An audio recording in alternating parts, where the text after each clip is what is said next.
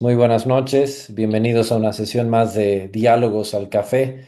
Ya nos acercamos a las 200 sesiones y esta es la última de este año. La idea de este diálogo, de este conversatorio, bueno, surge un poco en base a la inspiración que hemos tenido del segundo foro de economía creativa. Y solo quiero acotar brevemente que justamente el origen de este proyecto, o sea, una de las razones por las que SAIP nos está apoyando, el Centro para la Empresa Privada Internacional, es porque hay un vínculo muy grande que hemos encontrado entre la institucionalidad, la democracia y la empresa privada. Al fomentar la empresa privada, uno está ayudando a a la ciudadanía a empoderarse, a independizarse, a surgir con sus emprendimientos económicos sin depender del prebendalismo estatal, que es lo que nos ha llevado a la situación en la que estamos ahorita, ¿verdad? El Estado se apoderó de todo el aparato productivo grande por medio de del extractivismo y la manera de generar riqueza o distribuir la riqueza era por medio de sus brazos, sus contactos. Entonces, esa es la manera que hemos identificado que funciona y que nos ha llevado a la situación de democracia tan precaria en la que estamos. Y es justamente por ahí un poco que viene la naturaleza de querer promover la economía creativa, porque la economía creativa es emprendimiento, es ayudar a que la gente cree sus propios negocios, sus propias empresas con su capital intelectual. Entonces, una de las cosas que hemos encontrado ahí también que se alinea mucho con lo que dijiste es la educación. Para que haya buenas ideas, necesitamos tener una buena educación. Y para que esta educación florezca, bueno, es un tema que venimos discutiendo de manera paralela, se necesita también generar una competencia entre colegios, ¿no? Que haya más libertad entre los colegios de promover sus agendas escolares de una manera más diversa, que las familias tengan más elecciones. Es un milagro que aquí en Cochabamba, por ejemplo, tengamos colegios como el Laredo o el San Agustín que han logrado dar un producto diferenciado, si se quiere, en sus colegios, pero es justamente ese modelo el que venimos promoviendo. Pero en realidad todas estas ideas están vinculadas y lo que yo quería preguntarle a Felipe también, bueno, Colombia tiene un nivel de institucionalidad mucho más alto que Bolivia, pero quería preguntarle cuáles son los desafíos que ha encontrado él en términos de institucionalidad y tal vez falta de democracia, que, por ejemplo, en un país del primer mundo sí se podría haber implementado con mayor facilidad, pero que en Colombia, igual a pesar de esos desafíos, se llegó a implementar una agenda de economía creativa. No sé qué comentarios puedes ofrecer al respecto, Felipe, y después podemos abrir una ronda de preguntas si alguien quiere participar. Bueno, gracias Santiago. Pues esa es una pregunta muy profunda porque además es la pregunta donde está el quid del asunto. El componente institucional, como yo decía, es uno de los 7 componentes centrales y tiene el gran reto de entender que no es enteramente público. Sin embargo, como bien la senadora lo destacaba, el sector público puede afectar de manera muy profunda el entorno. Digamos, el componente institucional es el encargado de velar por la salud del ecosistema cultural y creativo. Y cuando tenemos un entorno que se vuelve cáustico, que se vuelve hostil a la inversión o al respeto por el derecho de autor o al desarrollo de los mercados, al emprendimiento, pues tenemos dificultades. En Colombia hemos tenido la suerte de tener una tradición fuerte en torno al civilismo donde las instituciones suelen propender por principios constitucionales como la libertad de expresión, fundamental para la economía creativa, por el respeto a la propiedad privada, fundamental para atraer inversión, por el respeto a los compromisos o a las inercias institucionales de mantener programas en el tiempo, es decir,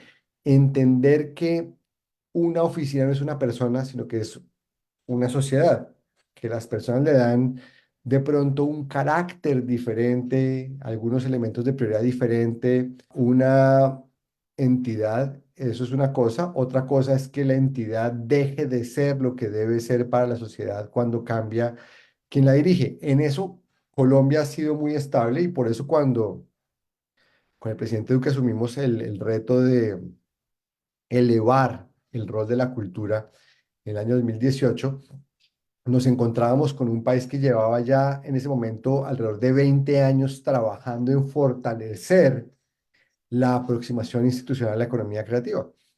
Eh, Lamentablemente, pues el gobierno actual ha sido más bien hostil al tema. No es la primera vez que hay hostilidad frente al tema, pero digamos que ha sido mucho más agresivo. Sin embargo, es posible encontrar cómo cuando hay estabilidad institucional en el tiempo, se crean algunos anticuerpos importantes para proteger la información, para proteger los programas, para proteger las estructuras que hacen que el sector se congregue. Un ejemplo, el sector de las artes escénicas. En Colombia ha habido un proceso muy largo para crear una legislación con unos incentivos particulares para fortalecer la inversión pública a través de una combinación de transferencias, de un subsidio cruzado, junto con unos incentivos tributarios para fortalecer los eventos públicos. Estos pueden ser obras de teatro o pueden ser festivales, pueden ser carnavales. Eh, Más allá de los subsidios que existen naturalmente para este tipo de actividades, se creó un fondo que se alimenta con la boletería de los conciertos y los eventos públicos más exitosos que dejan un pequeño porcentaje para un gran fondo. Y este fondo distribuye en conjunto con los municipios donde se realizan estos eventos, recursos para fortalecer las infraestructuras y la formación en los territorios. Este es un tipo de iniciativa que se dio desde antes de que nosotros llegáramos, que nosotros fortalecimos y que por supuesto es muy difícil para cualquier gobierno alterar. Puede mejorar mecanismos, pero difícilmente pueden quitarlos. Son mecanismos que no son antimercado, pero al mismo tiempo son mecanismos que corrigen fallas que no son de mercado, sino que son fallas de la geografía, de la distribución de la población, de muchas cosas que necesitan una compensación. Y eso es importante entenderlo. Es importante entender que cuando estamos haciendo política pública, hay un contexto geográfico, un contexto social y hay un contexto político, hay un momento en el tiempo. Entonces, en Colombia lo que vemos es, se ha consolidado un proceso de largo alcance que por ser de largo alcance, y eso es muy importante, como siempre decíamos con el presidente Duque, nosotros no nos inventamos esto, simplemente le estamos dando un impulso particular y entendemos que debe ser corregido y mejorado en el tiempo. A veces hay pasos hacia atrás, no pasa nada. Lo importante es que se consolide institucionalidad, legislación, proyectos, programas y lo más importante es construir un ecosistema de creadores, emprendedores, talentosos, inventores, soñadores, cultores que entiendan su función en la sociedad y que la sociedad entienda el rol que ellos tienen en construir el futuro. Más ahora que, como bien decía la senadora, estamos enfrentando cambios en lo digital, estamos enfrentando cambios en dinámicas globales que nos obligan a repensar nuestro rol en el mundo.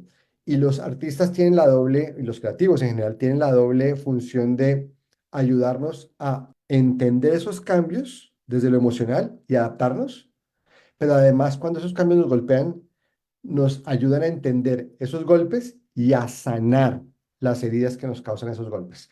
Un ejemplo muy grande lo vimos cuando vivimos la pandemia. ¿Cuántos, ¿Cuántas disrupciones generó la pandemia? Y fíjense ustedes cómo fueron la música, la literatura, los espacios como estos, los que nos ayudaron a entender qué estaba pasando, cómo movernos hacia adelante, pero además cómo construir desde lo que teníamos sólido en el pasado y entender que ya dejaba de ser pertinente. Ahí es donde está el diálogo que es importante desde la cultura y por eso el doble rol de la economía creativa. Es un rol de construcción de oportunidades económicas, de comercio, de impuestos, de regalías, todo eso, y además es un rol social de fortalecer ese tejido social y esa capacidad que tiene la institucionalidad de crecer y adaptarse a los retos que estamos enfrentando. Muchas gracias, Felipe. Bueno, gracias. senadora Barrientos, Felipe Buitrago. Ya es la 1 de la mañana en España, donde está Felipe aguantando ahí, pero Yo aquí tenemos aguanto tiempo. lo que me tengan a aguantar. Listo. Genial. Pero tenemos tiempo para una pequeña ronda de intervenciones o preguntas si es que alguien tiene alguna inquietud al respecto. No sé si quieren levantar sus manos o anotar comentarios en el chat. Si alguien quisiera expresar tal vez su voz directamente. A ver, tenemos a Erika Brockman primero, también ex senadora de Bolivia. A ver. A eh, ver, ¿qué tal?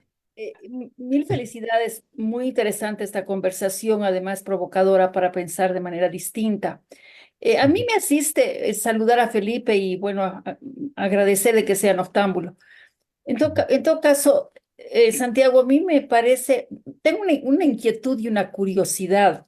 Si en medio de este estudio y este vislumbrar y perfilar la consolidación de una economía naranja creativa, ¿algún momento se ha evaluado lo que representa la economía de la fiesta religiosa y cultural en Bolivia? Las cadenas de valor que se hacen en torno a, qué sé yo, la fiesta del gran poder, la fiesta, X, fiestas que están consolidadas, son parte del circuito cultural y la atracción. Ujú. Y finalmente, no sé si por ser plebeyas o qué sé yo, no se las toma en cuenta, pero ¿se ha evaluado el impacto de esto y cómo se puede esto remozar o tener distintas perspectivas ya hacia el futuro? Ese es mi... Sí, gracias por tu pregunta, gracias por tocar ese tema. Y sí, de hecho, lo que viene a la mente cuando uno piensa en economía creativa en Bolivia, casi siempre piensa directamente en el Carnaval de Oruro, nuestras fiestas patronales y todo eso, ¿no? Lo analizamos en el libro que lanzamos el año pasado, Economía Creativa en Bolivia. De hecho, era bastante obvio que ese era uno de los elementos más importantes para las personas en tanto en nuestra encuesta de consumo cultural como en la encuesta que hicimos sobre, al analizar los distintos oficios de las personas, ¿no? Había muchas personas que tocaban en bandas y vivían de tocar en bandas y sabemos dónde tocan esas bandas, por ejemplo. Entonces, todos estos elementos han sido considerados ahí, pero obviamente faltan datos para aterrizar de manera más específica en quiénes son estas personas, cómo les va, qué es lo que necesitan, ¿no?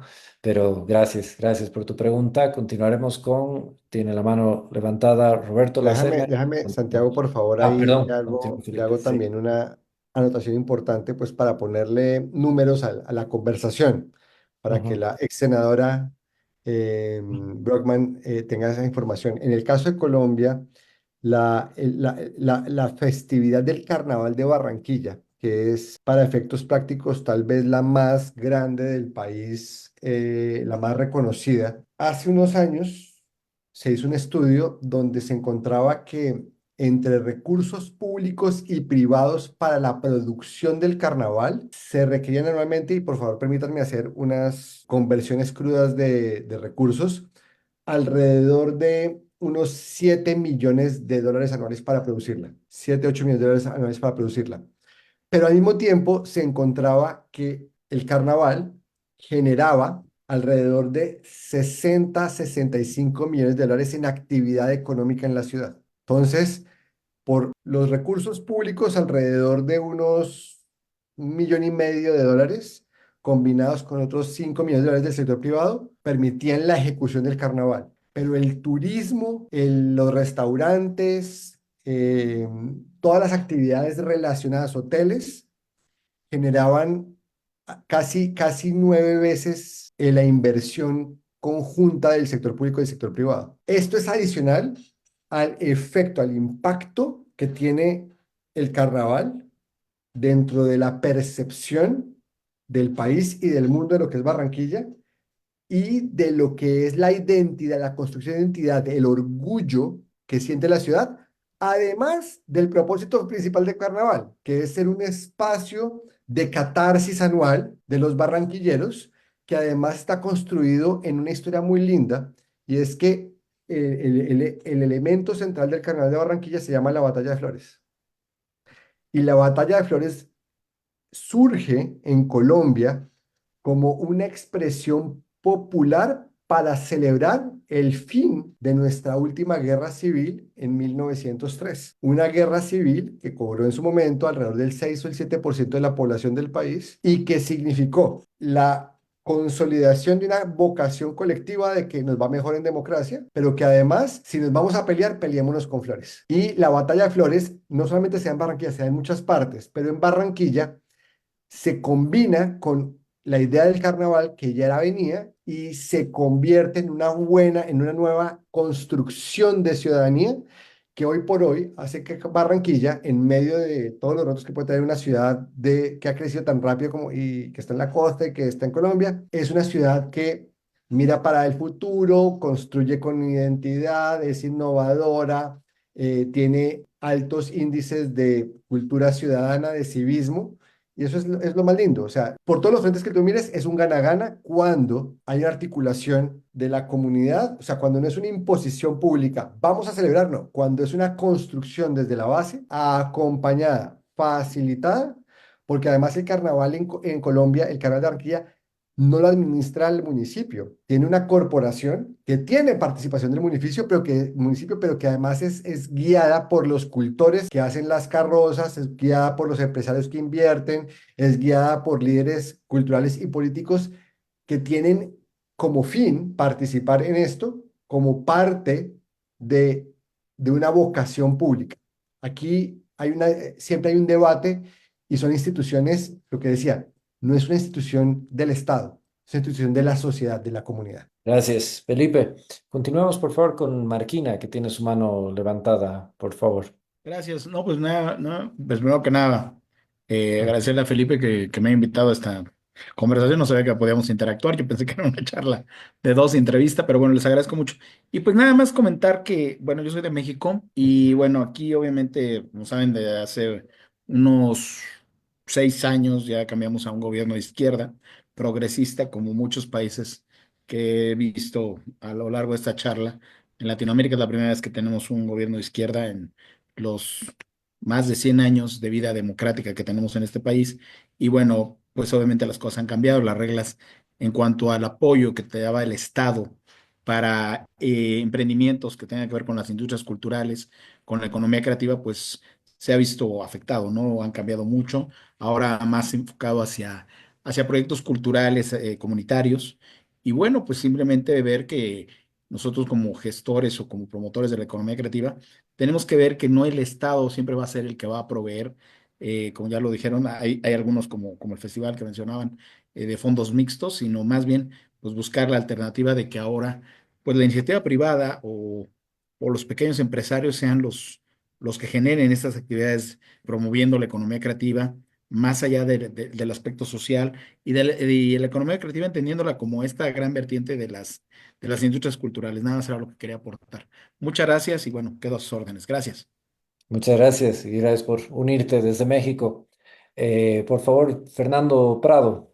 Mi pregunta es la siguiente. Si se puede hablar de creación, de economía creativa, en un rubro tradicional, cuando un productor, un pequeño empresario, introduce modificaciones en su modo de producir, no estamos hablando de creativo en el sentido de que no es culinario, no es artístico, eso es producción agropecuaria, pero introduce mejoras.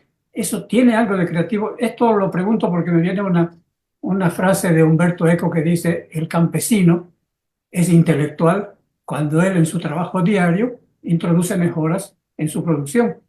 Entonces la pregunta es si la economía creativa solo se puede referir a los rubros que se han mencionado o podría haber economía creativa dentro de la economía tradicional, por ejemplo, de la producción agropecuaria. Y esto lo pregunto porque también se habla en Santa Cruz de que podría haber economía creativa, que los empresarios, los agricultores podrían también de alguna manera participar en la economía creativa. Esa sería la pregunta, yo no tengo una respuesta.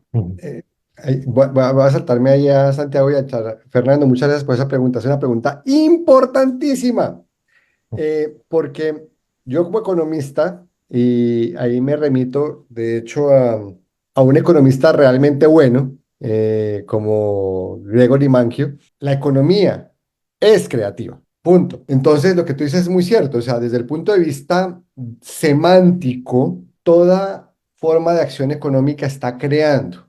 Entonces, uno podría alegar que toda la economía es creativa. Una de las razones por las cuales con el presidente Duque precisamente decíamos la importancia de separarnos de la parte semántica e irnos a la parte de identidad con el concepto de economía naranja era precisamente porque al hablar de economía creativa, solamente quienes están en el sector artístico y cultural tal vez entiendan y acepten que se trata de la economía de las expresiones artísticas, culturales y creativas. Entonces, cuando hablamos de economía naranja, estamos hablando de ese segmento específico, el comportamiento económico, las cadenas de valor alrededor de la transformación de ideas artísticas, culturales en bienes y servicios. Pero eso, por supuesto, jamás niega que en todo el resto de la economía, en la agricultura, en la manufactura, en los servicios financieros, hay creatividad constantemente.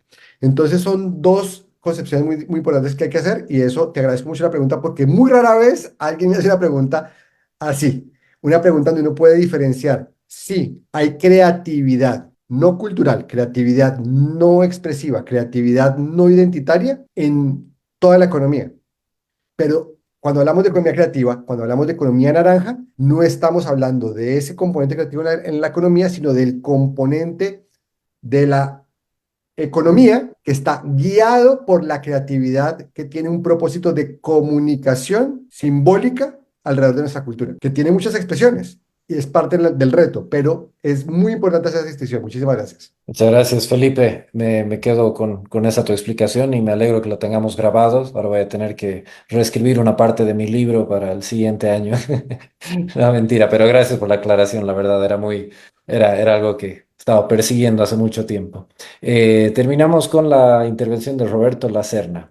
Gracias. Quería hacer una consulta, Felipe, sobre el tema, la importancia que tiene el mercado interno especialmente, ¿no? Es decir, no estoy pensando solamente en los intercambios, sino en las dimensiones, las magnitudes. Para Bolivia, siempre un tema clave para su desarrollo, etcétera, es la dimensión del mercado interno.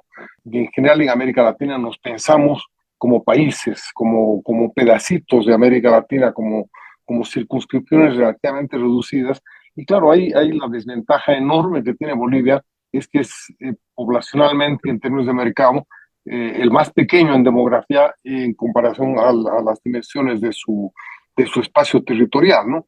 Y creo que la propuesta que ustedes hacen de economía creativa, de enfatizar las industrias culturales, la generación de nuevos símbolos, de nuevas experiencias, etcétera, nos obliga a pensar o nos ayuda a pensar que esa es una industria que es fácilmente exportable y en ese sentido es una industria o es un tipo de actividad que puede pensar también fácilmente en un mercado global, pero para hacerlo se necesitan, creo yo, dos cosas claves, ¿no? Una es tratar de desarrollar una imagen de país y ahí tiene mucho que ver el ecosistema del que hablaba Andrea y el ecosistema del que has hablado tú también acá. En algún momento se hablaba de la marca país, como si fuera algo que podía producirse a partir de dos o tres simbolitos, un pin, un eslogan y burreras como esas. De hecho, el país ha gastado muchísimo dinero contratando consultores de marca país que no han servido para nada porque no han funcionado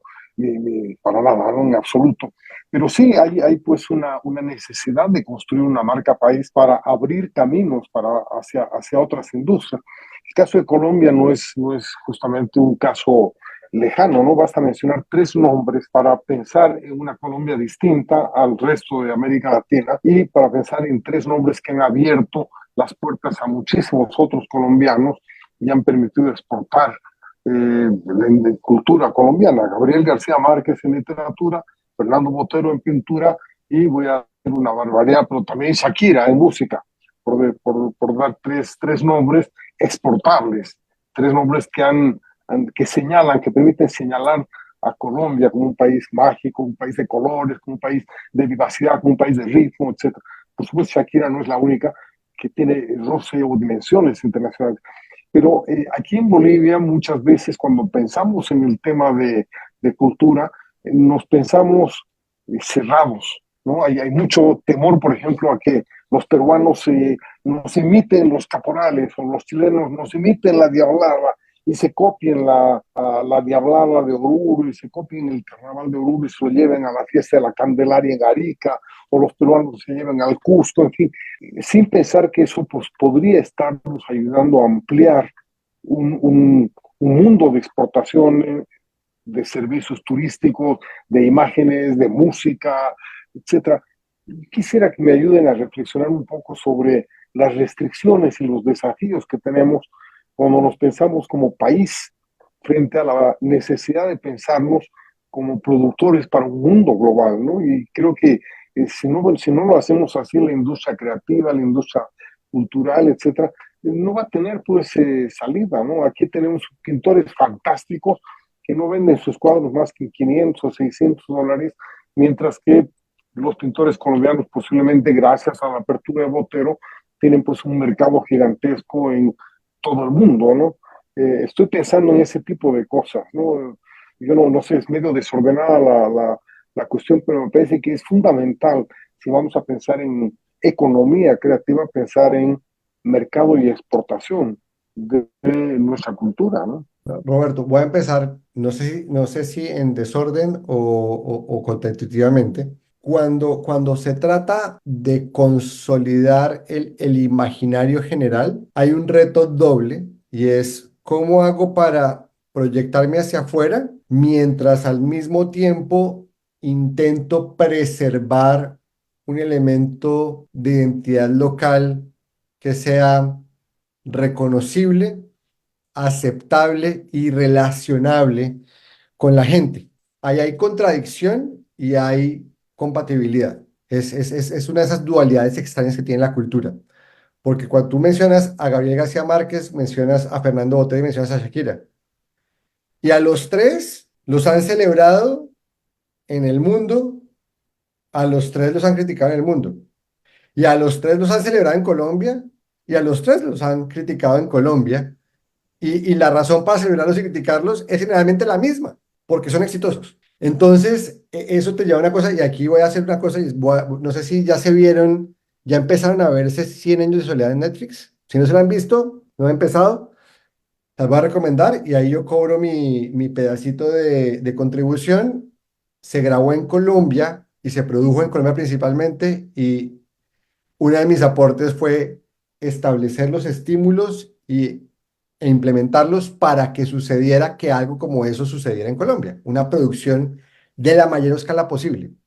Pero no lo estoy haciendo para cobrar aquí algo, estoy diciendo es para conectar que cuando yo entiendo que algo que tiene una importancia que aparentemente es exclusivamente local, porque si uno lee Cien años de soledad, desde el punto de vista de la historia que describe, únicamente describe un pedacito de Colombia, pero lo que describe es relevante para todo Colombia y es relevante para el mundo.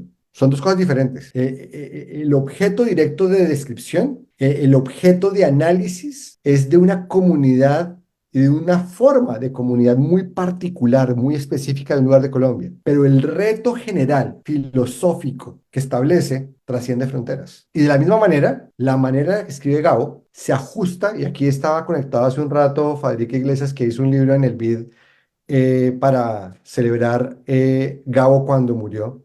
Él conecta una forma particular de contar historias, que es muy afín a Colombia, pero que inspiró al resto del mundo para mejorar su manera de contar historias. Y esto me lleva y me devuelve a la pregunta inicial de Roberto y la importancia del mercado local. Y el mercado local es importante por tres razones. La primera es porque el mercado local es el que nutre a los talentos que están en el sitio. Cuando yo tengo, paradójicamente, una intervención pública que es asistencialista y que se dedica a dar acceso gratuito a ultranza a toda expresión cultural, destruye el mercado local.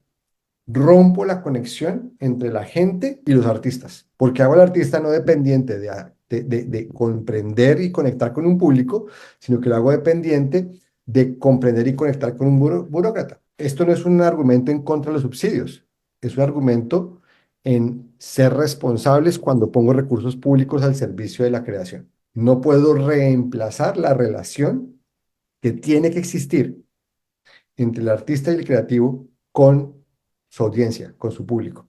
Tengo es que fortalecerla. Si voy a poner subsidios y recursos públicos es para que esa relación sea más sana, sea más fluida, sea más dinámica, lo que tú quieras, pero no para reemplazarla. Si yo tengo eso y nutro ese público local, yo le doy un espacio a los creativos para que experimenten y se formen. Luego necesito que ellos puedan saltar a un ámbito un poco más amplio y que se consoliden. Ahí es por ejemplo, la importancia de las infraestructuras e instituciones, tener protección del derecho de autor, tener espacios para que la gente se presente, tener articulación en los espacios de la cadena de valor. O sea, yo creo, tengo con quién sentarme a producir, puedo distribuir lo que hago, puedo venderlo, puedo conectarlo con el público.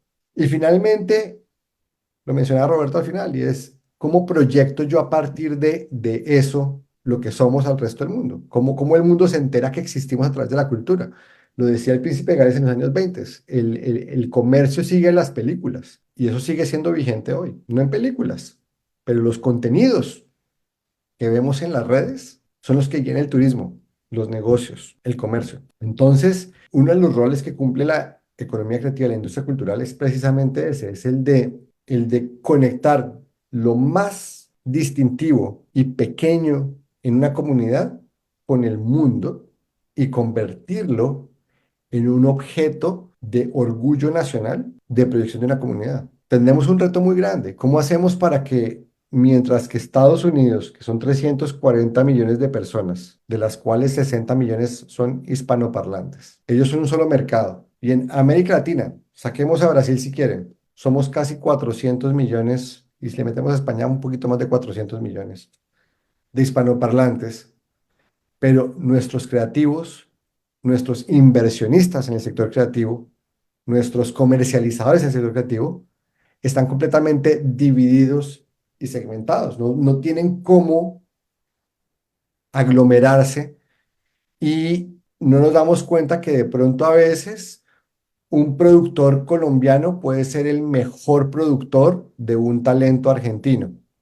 Y de pronto un productor venezolano puede ser el mejor productor de un talento boliviano. Y de pronto un productor chileno puede ser el mejor representante de un creador mexicano. Nosotros queremos controlar las cadenas de valor enteramente dentro de un concepto de nacionalidad que si bien tiene una validez política, desde el punto de vista cultural es artificial. Porque a nosotros nos debería importar mucho más es, hay un creador que está hablando mi idioma y me está montando una parte diferente de mi mundo latinoamericano, a la que yo veo desde mi Bogotá, que es donde yo he crecido, desde mi Bucaramanga, que fue donde nací, o desde la España en la que vivo. Pero debería importarme mucho menos si viene de Cochabamba, si viene de Salta, si viene de Antofagasta, si viene de El Callao, si viene de Buenaventura, si viene de Coahuila.